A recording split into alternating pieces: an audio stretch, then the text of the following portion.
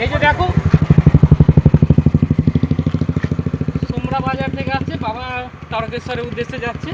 এই যে ওনার মানসিক আছে যে মানে পুরো রাস্তাটা দণ্ডি, ওনার বাড়ি থেকে একদম বাড়ি থেকে দণ্ডি কাটতে কাটতে একদম পুরো তারকেশ্বরে যাবে বাবার উদ্দেশ্যে। ঠিক আছে, এই 17-18 রোড দিয়ে যাবে, মানে 17 রোড থেকে ফিটা রোড থেকে ওদিক দিয়ে বেঁকে 18 রোড দিয়ে পুরো ডাইরেক্ট যাবে তারকেশ্বরে।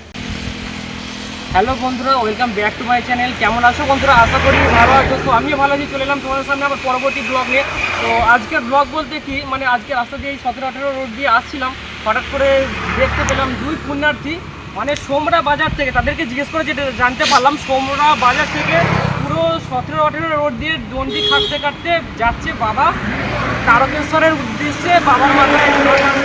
তো তাদের সাথে একটু কথা বলার চেষ্টা করব, দেখি তারা কথা বলে কিনা।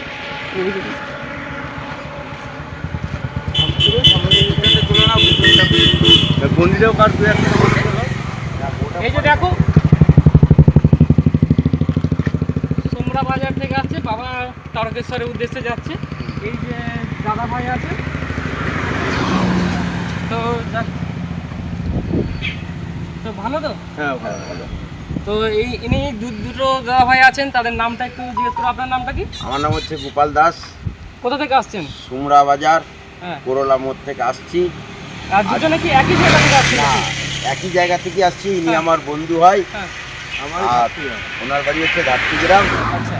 আমাদের মিডিয়া থেকেও করেছিল, মিডিয়া থেকে ওখান থেকে করে আমাদের পাঠিয়েছে, এবং আমরা সুমরা বাজার করোলা থেকে ওখান থেকে বন্ধু আসছি। এটা আমার মানসিক আছে।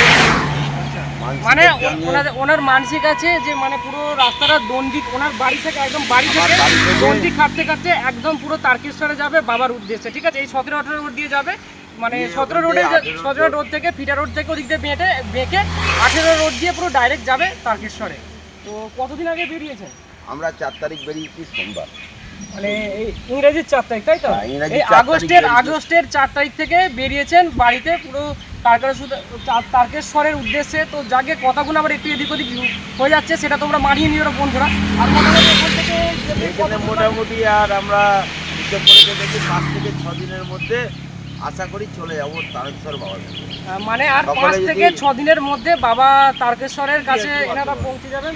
যাকে এনাদের জন্য যেন মানে সুস্থভাবে এনারা দুজনে আছেন, যাক সুস্থভাবে যেন বাবা তারকেশ্বরের কাছে তারকেশ্বরের উদ্দেশ্যে যেন পূজাটা দিতে পারে, সুস্থভাবে পূজা দিতে পারে এনাদের জন্য।